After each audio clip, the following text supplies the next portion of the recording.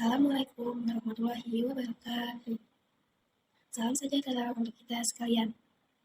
Salam Om Swastiastu. Namo Buddhaya, salam kebajikan untuk kita semua.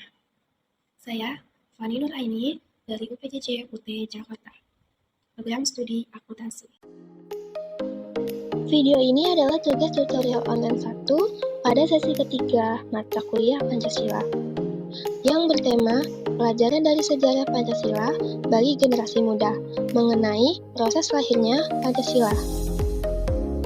Terdapat 3 tahapan dalam proses lahirnya Pancasila, yaitu tahap yang pertama yaitu BPUPKI, kemudian Piagam Jakarta, dan PPKI. Yang pertama, Badan Penyelidik Usaha-Usaha Persiapan Kemerdekaan Indonesia atau disebut dengan BPUPKI.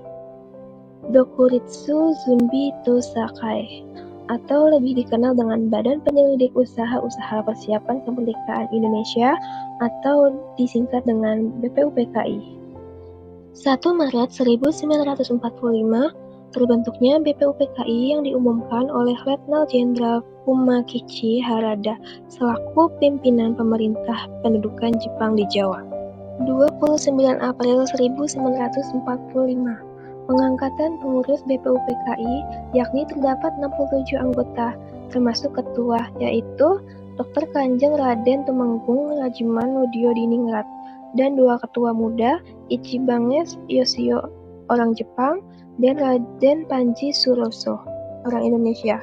Tugas utama BPUPKI yaitu menyelidiki dan menyiapkan segala sesuatu yang berkaitan dengan pembentukan negara Indonesia dan menggali aspirasi masyarakat Indonesia untuk merumuskan dasar-dasar negara. Sidang BPUPKI diadakan 2 kali.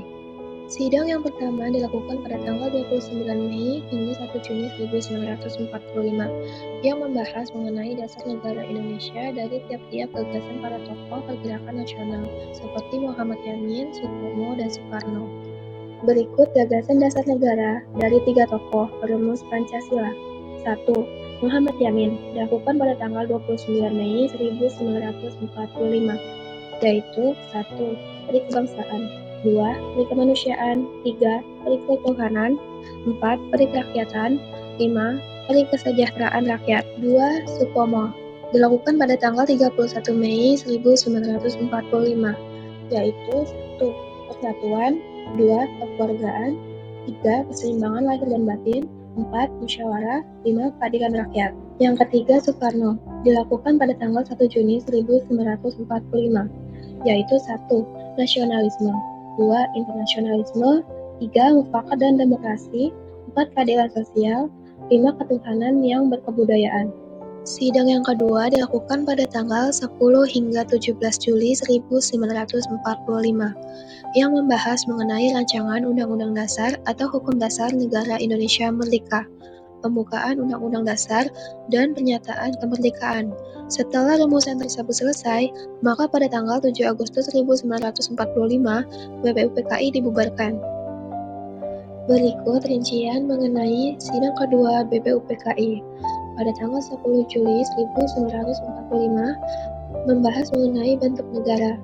Tanggal 11 Juli 1945 membahas mengenai batas-batas negara dan Undang-Undang Dasar, serta rancangan Undang-Undang Dasar dan panitia perancang Undang-Undang Dasar, ekonomi dan keuangan, dan pembelaan tanah air.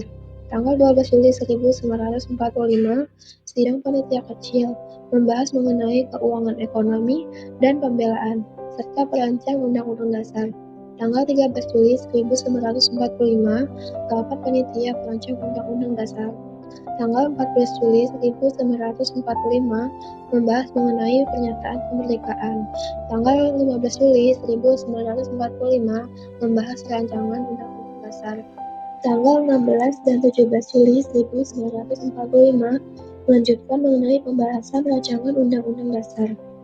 Tanggal 18 Juli 1945, laporan mengenai pekerjaan BPUPKI.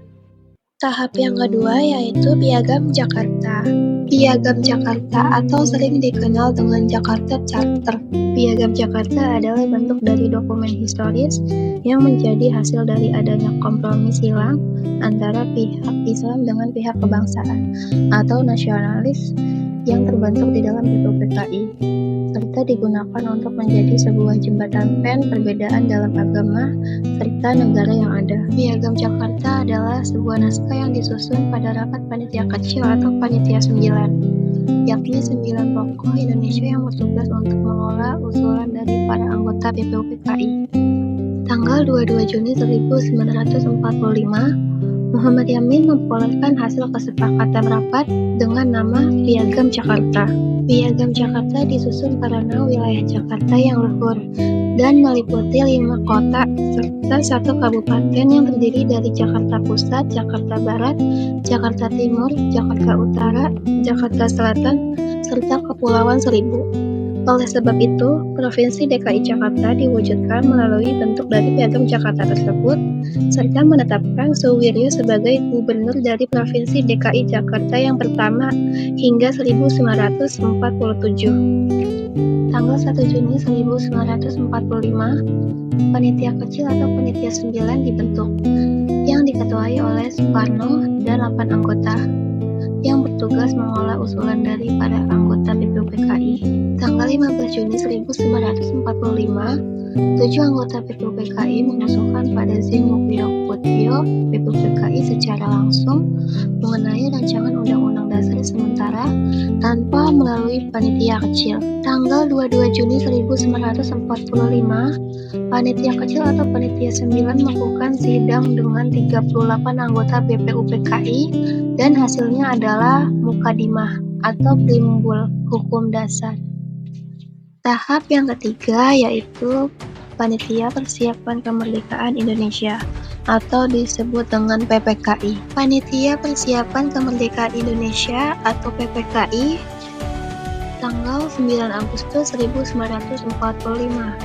PPKI dibentuk oleh Jenderal Terauchi di Vietnam dengan mendatangkan Dr. Rajiman, Soekarno, dan Muhammad Hatta.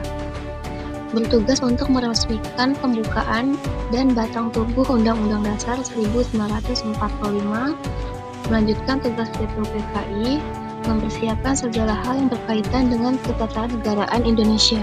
Tanggal 16 Agustus 1945, rapat PPKI dibatalkan karena terjadi peristiwa Rengas Dengklok, yakni sebuah upaya pengamanan Soekarno dan Hatta oleh para pemuda dari pengaruh Jepang.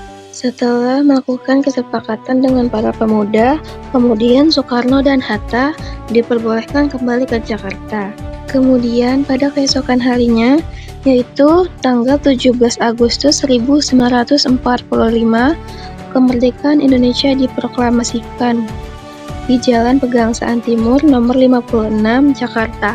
Terdapat perubahan pada alinea keempat Piagam Jakarta, yakni pada bunyi sila pertama yang berbunyi ketuhanan dengan kewajiban menjalankan syariat Islam bagi pemeluk-pemeluknya, diganti dengan ketuhanan yang Maha Esa. Perubahan tersebut didorong atas protes dari tokoh-tokoh Indonesia Timur yang keberatan dengan sila pertama pada Piagam Jakarta, yakni dianggap tidak mewakili seluruh rakyat Indonesia.